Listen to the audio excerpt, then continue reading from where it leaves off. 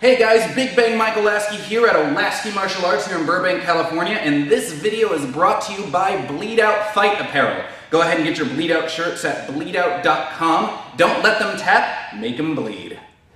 Alright folks, today's video is going to focus on the concept of the hook. Not necessarily how to throw the hook properly, because that should be day one in your kickboxing training, but when to throw the hook properly. A lot of beginning students and even beginner fighters, they have very powerful hooks, but have a hard time landing the hook itself because it's such a close range move when done powerfully. Subsequently, this causes people to begin extending their hook out further and further away from their body, diminishing the power of the hook, but also bringing in things like haymakers. So today we're going to explore some combinations that allow you to throw a nice tight hook close to the body, where it's the most powerful and where it's supposed to come from in the first place. Alright folks, the first concept we're going to explore here is the cadence change and charge.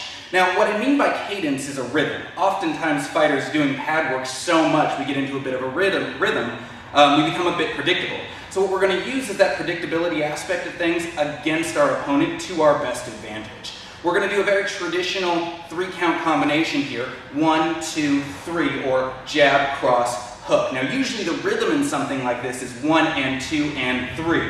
We're going to throw in an extra piece of cadence there, an extra beat, to make that hook a bit more offset, a bit more obscure. So instead of 1 and 2 and 3, we're going 1 and 2 and 3 and 4. I'm using that slip of the shoulder to put that extra beat in there. The idea is I want my opponent to parry cover, and just as that cover's coming down for a hook that wasn't there, he gets clocked in the chin. Okay? So it goes 1 and 2 and 3 and 4. Boom, boom, hut, boom. 1, 2, 3, 4. 1, 2, 3, 4. Now the charge comes in during that slip. What I mean by charge is I want you to advance on your opponent. Because the jab cross are long range moves, you're going to need to gain some distance on your opponent to be able to throw that short range hook. So the charge with the slip advances forward. It's a little bit of a jump that advances forward. So it goes 1, 2, 3, 4. Again, 1, 2, 3, 4. 1, 2, 3, 4. 1, 2, 3, 4. That is the cadence change and charge.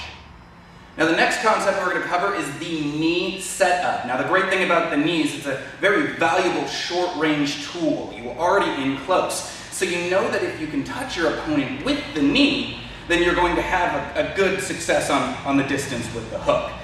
So we're going to explore a traditional 4-count combination here. It goes jab, cross, you're going to throw that rear knee, and then land that hook in. So 1, 2, rear knee, and hook.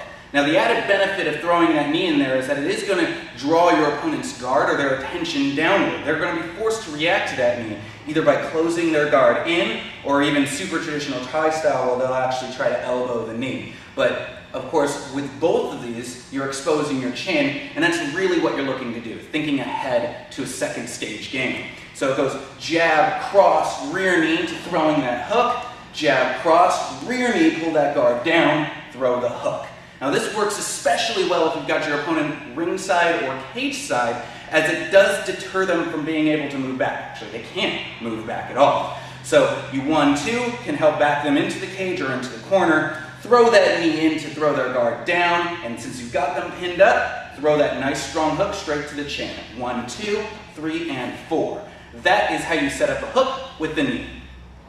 Okay guys, the last concept we're going to explore today is something I like to call the hook response. Now when your opponent is attacking you, this is more of a counter combination by the way, when your opponent is attacking you, you know that if he can reach you with the hook, chances are you could probably reach him with the hook right back. You're making them do all the work in advancing, and you're going to take all the benefit of being within hook range. So when your opponent tees off and throws that hook, I'm going to have you guys cover and dissipate that energy by swaying to the side a little bit. You don't want to take a full hook just with the guard. Dissipate that by swaying over. When you guys are finished with that, you're going to come back up with an uppercut and a hook. So it goes sway, uppercut, hook, sway, uppercut, hook, sway, uppercut, hook. Now, the uppercut in this situation has a verisimilitude to the knee that we had in the last section here. The idea is you're drawing the attention of the attack to their center line. This covert uppercut comes straight up their body. Whether it hits or not, they're going to want to react by drawing their elbows in and, of course, exposing both sides here. So as I come up with that covert uppercut up that center line, drawing that guard in, I take advantage of the exposed chin and how close he is distance-wise with that hook. So it goes 1, 2, 3, and for pad work later on, you could throw in that cross for good measure. So 1, 2, 3, 4, if you like, or just 1, 2, and 3. Now let's see how this all works on pads. Okay guys, holding pads and doing focus mitts on this is pretty self-explanatory, but we're going to do it anyways. So the first one we did was just the, the charging cadence and charge. So it throws the jab to the cross, and then you throw that slip in, back with the hook. So it kind of looks like this. Slip, boom. 1 and 2 and 3 and 4. 1 and 2 and 3 and 4. Now from an instructor's standpoint, sometimes your fighter is going to be a bit lazy on throwing that sway in back and forth. One way to motivate them is just to throw that cross on that mitt there yourself. So it'll go 1, 2, and as you throw the cross, that's where that slip comes in, and then you throw that hook in. So it goes 1, 2, 3, 4, 1, 2, 3, 4. Because we all know getting punched in the face is a good motivator to do what's right. Now, the next one, of course, was the knee setup. It started with jab, cross, rear knee, lead hook. Jab, cross, lead hook.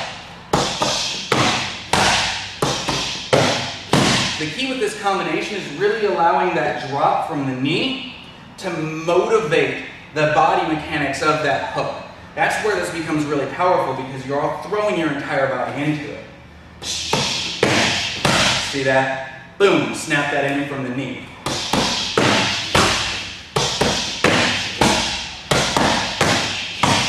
And the last one was the hook response. Your feeder is going to come in with the hook, you're going to cover, sway to the side, and come back with your own hook response.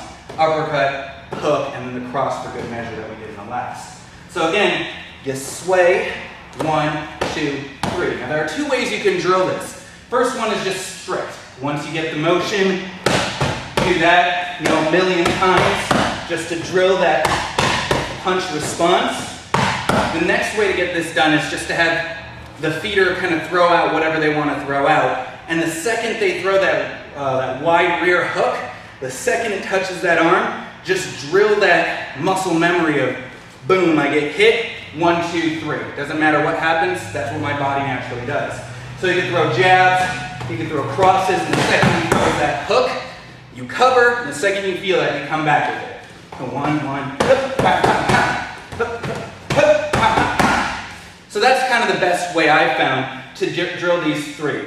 Okay guys, I hope you enjoyed this video. I know the hook can sometimes be a relatively easy move. Just remember, we weren't necessarily drilling these tactics to teach you how to throw a hook properly. I mean, that's day 1 training stuff. We're trying to understand the theory of jumping in there and making the hook really work for you.